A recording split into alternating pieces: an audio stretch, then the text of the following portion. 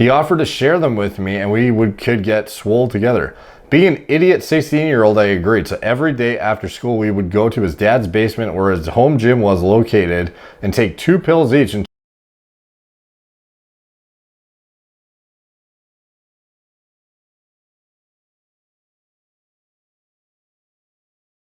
What's up guys, Derek, moreplaySmartAids.com. Today we have another horror story on our hands. It is not about the trenbolone sandwiches though, it is about literal 19-nor testosterone. So a lot of people don't realize trenbolone is derived from nandrolone. So the parent compound being nandrolone is essentially what every single 19-nor in that class of compounds comes from the base molecule of nandrolone, and nandrolone has its own unique characteristics and some of the kind of flagship side effects guys experience, most notably probably being Deca dick. If you've heard of Deca dick, it is like it's like when your dick just ceases to fucking work properly and you have erectile dysfunction out the wazoo and you cannot perform for shit. And even if you get hard, you will not sustain a high quality erection throughout your session. So anyways, presumably that's what this is about, because the title is Deca and Libido Inhibition Horror Story. Too long, didn't read, don't be stupid, don't be me. Throw away for obvious reasons. This is before I discovered MPMD. So anyways, let's Dbol only cycle first in high school. We got a classic Gangster on our hands, so we shall see what that was like. I'll start from the beginning. When I was 14, a buddy and I really got into lifting. I was always stronger than him, and I was a bigger guy, 5'11", 200 pounds at 15. So that is to be expected, I guess. Granted, most of what I had was fat. He was around 6'3" and built like a rail. 1 month when we were 16, he suddenly blew up over the course of a few weeks. Red flag. One day I pulled him aside. This was after he benched 250 for reps. I was max at 220. He showed me these blue pills that he was taking.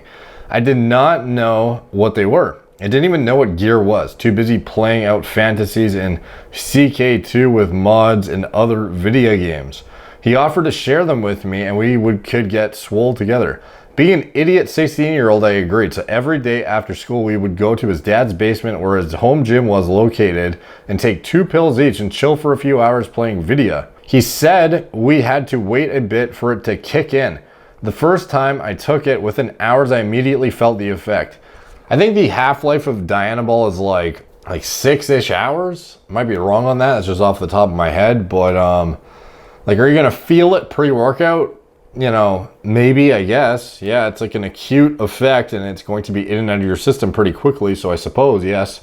If you can feel an anadrol, I can't see why you wouldn't feel a Dbol, other than the fact that it's not going to crank up your sympathetic drive as aggressively probably, and it's not progestogenic. So you might not get some of the same aggression from it, if that makes sense, but you should feel something. It should make a bit of a difference for sure. Like obviously it's gonna make a difference once it's saturated too. He said we had to wait for it to kick in. Within hours I felt the effect. It's like I could not get tired, like my muscles were having sex with themselves. It was incredible. I felt stronger than ever and was putting on mass on my shoulders and back like crazy. 2 weeks into it, my nipples begun to become sensitive. Classic. My friend had the idea that I should split the dosage up, that way things would balance out, so he gave me a bottle and told me to take 1 in the morning and 1 at night. This helped, I guess, since I did not develop gyno. We did this for about 3 months. Fuck, dude, 12 weeks of a hepatotoxic oral only cycle. Not a good idea. Looking back on things as a 21-year-old, the stuff he had was Dbol. Having taken it now on cycle, his heart was in the right place and he never charged me for the gear, but it definitely stunted my growth. I'm shorter than every male in my whole family. Even my sister is a bit taller than me. Coming off of it, I got even fatter than I was before. I had no energy or motivation to do anything or even to apply myself to do well in senior year high school. I had no drive. And when he says it stunted his growth, this is a very estrogenic compound at super physiological doses. Like obviously if you shut yourself down, you're replacing the, what you would otherwise produce endogenously. The aromatization to estrogen might not be such a significant burden, but the fact is it's not converting to bioidentical estradiol. Rather, it is aromatizing into a synthetic estradiol analog called 17-alpha methyl estradiol, which is different in its inherent agonism of estrogen receptors and how long it takes for your body to metabolize it and whatnot. You know, historically, obviously Dbol fairly problematic for certain individuals in an estrogen management context. So if you have, you know, undesired excessive amounts of estrogen receptor agonism, you might be inducing premature plate closure, you know, that might be otherwise stunting your growth. I don't know for certain if that's what happened, but it's certainly plausible that if you can prolong your, you know, growth phase by inhibiting aromatase, that if you are smashing aromatase with highly, you know, potent drugs that are potent substrates for aromatase and produce a high amount of 17-alpha methyl estradiol, you can imagine that just like the opposite, you should be able to, I would think, prematurely stunt your growth with a shit ton of estrogen. So like that's literally the reason why females stop growing as quickly. It's the same reason why if you use an aromatase inhibitor, you might, when castrati were castrated, you know, it's the equivalent of being, it's not like an aromatase inhibitor, but you have no fucking testosterone, so you don't aromatize enough estrogen to actually cause that epiphyseal bone plate closure to begin with, whereby you would have that process where everything kind of ceases to continue growing. So you end up with disproportionately long bones relative to what you would otherwise, you know, you were meant to start with, or you were meant to gain over your adolescence. And of course, obviously the castrati, you know, they have no androgenic or estrogenic signaling, so they end up with fucking like osteoporosis and poor bone quality. But for individuals who are literally artificially stunting or inhibiting that,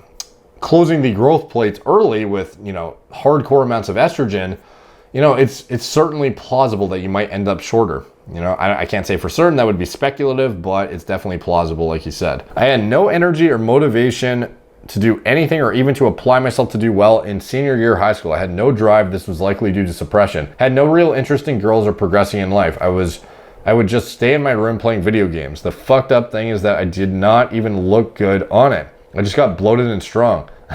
I started uni at 20 for the context because of this. I was a straight A student before and earned my academic merit in high school the whole time before that. I guess it ruined my life. Deca mistake in university before I discovered NPMD. I snapped out of it eventually. I wanted to turn my life around. I started dieting down hard. In 2 years, from 260 to 180. I hiked long distances every day and then did boxing, all on a ketogenic diet, doing OMAD, taking a multivitamin and psyllium husk for fiber and nutrient deficiencies. Fast forward my first year in uni. I look good, but in my head, I am still that fat fucking shut-in loser.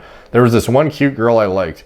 With time dieting down, she became my motivation unintentionally. I remember one day I was about to break my keto for 2 weeks and had a box of Tim Hortons in my hands, and she walked past on campus. Okay, so this guy is definitely Canadian, and he definitely went to, I don't know, I would speculate, I don't know. Actually, fuck, I don't know. It's not like I could tell, but if he's in university, like I imagine he's probably Ontario or British Columbia or something. But I don't really know. I threw it in the trash and decided to fast the next day. I was good looking at 180 pounds looking back on things. Full head of hair, youthful skin, and a keto glow. Still lacked the confidence to talk to her. She was in my classes freshman year and lived in the same building as I did. Spring of 2019, I felt a surge of urgency. I thought she would be leaving since the age limit of the dorm was 20 and she was turning 20 soon. I was 21 at the time, but was allowed to stay there under special circumstances. It was quieter and I have very sensitive ears. I was tested and got my ENT to write a letter to them about it. This urgency made me buy gear online. First was pills, Anavar. Then when they worked, I had enough confidence to start pinning, so started Deca. I chose Deca because I thought it would be hair safe. I was super paranoid about balding because my dad is bald. I also bought Nova and Clomid and Aromacin, since I was also super paranoid about gyno. The first week on Deca was amazing. I had the confidence to cold approach her and secured her number and a date. Quite the first approach there, bro. Fuck. You know, not most people don't have that kind of luck on the first fucking approach ever. Everything went downhill from there. I did not know what was wrong with me. At the time, I was taking 1 pill of Aromacin every other day and 40 milligrams of Nova for some reason. So this guy is literally inhibiting aromatase on a drug that is not a potent substrate for aromatase to begin with 40 milligrams of a selective estrogen receptor modulator, which has its own inherent side effect profile for inhibiting estrogen receptors and causing those side effects too. Not unexpected for him to feel like he was going bipolar. One second I'm on top of the world in euphoria, the next I'm dirt and going to fail at everything. I know now that I had like zero estrogen in my system. What's worse is that I started going bald. I could see my scalp and my hair was falling out in clumps. I immediately stopped. The suppression I experienced killed my libido. The girl liked me and put up with a lot of my shit, but everyone has their limits. I was a clingy, overly emotional little bitch with her who almost fought a guy for sitting too close to her in the mess hall. I pretty much failed every course that semester because I had no energy to focus, no drive. My libido was also dead, and I noticed that my balls felt cold. I did PCT 2 weeks after my last shot like an idiot. I thought it was the right call at the time. At the time of doing my first, and by the way, as far as 2 weeks after, the reason we don't do that is because the clearance time of Deca, for example, nandrolone decanoate, you need at least 5 half-lives of clearance before a compound is sufficiently out of your system enough to no longer be HPTA suppressive and actually get your body to start recovering. But with Deca too, like that's a fucking long ester, and that is a very suppressive compound. So the likelihood that you're ready to start PCT drugs that are going to actually help you recover 2 weeks after your last injection, no dude, it's gonna be over a month before you're ready. Like this is not, a compound you can just clear out of your system in, like, even if, like, this is not test prop, you know, we're talking about nandrolone decanoate here. So anyways, thought that was the right call at the time. At the time of doing my first cycle, I would record my masturbations and tally them per month. I was heavily suppressed for 7 months. For context, I jerk off about 30 times a month as of writing this. It took 10 months to get back to pre-Deca levels of jerking off. I never had my testosterone checked, but I think it's normal now. Just thought this would be interesting to see the effects of Deca on a 20-year-old's libido. Any advice about hair loss would be great. My hairline has not properly recovered even though I've been on finasteride for like a year straight. I even tried RU58841, nothing is working. I don't know what damage having no estrogen in my body did to me, but I feel a lot dumber too. Let's see. Wow, you have this like fucking elaborate log, and yet you still haven't got one blood test. Like, what? Like, bro, go get a fucking blood test. Like, that's the obvious first step. So you're not that much older now than you were, you know, during the cycle. So you're 21 at the time, and now you are, like, this log here ends in, what, 2020? So, like, I don't know, this doesn't seem like it was that long ago. So, like, dude, just get a fucking blood test. And as far as your hair coming back, yeah, like if you have low T and you have low estrogen as a result, yeah, maybe you're not going to be able to recover your full density. Estrogen is pretty important in mediating hair growth, in my opinion. Now, as far as will it recover, as soon as hormones, like hormonal fluctuation will cause telogen effluvium and make it impossible to stabilize. So yeah, you want to, I would get your bloods done, see if you have indeed stabilized and returned to homeostasis.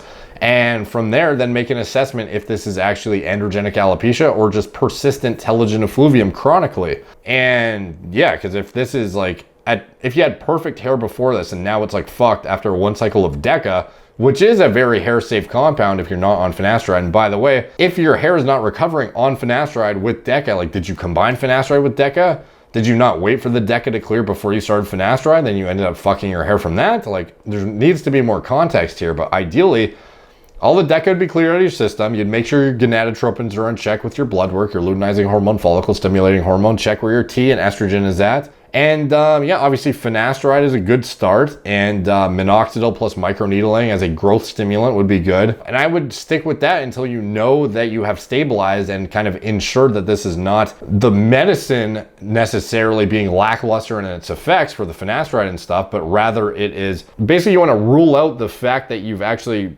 recovered and this isn't a result of some sort of deficiency that hasn't been addressed yet. Because for all we know, your fucking system's like wonky as hell. Like if you fluctuate your hormones at all, you can get a massive acne breakout. You can get massive telogen effluvium. You can get this shit pretty easily.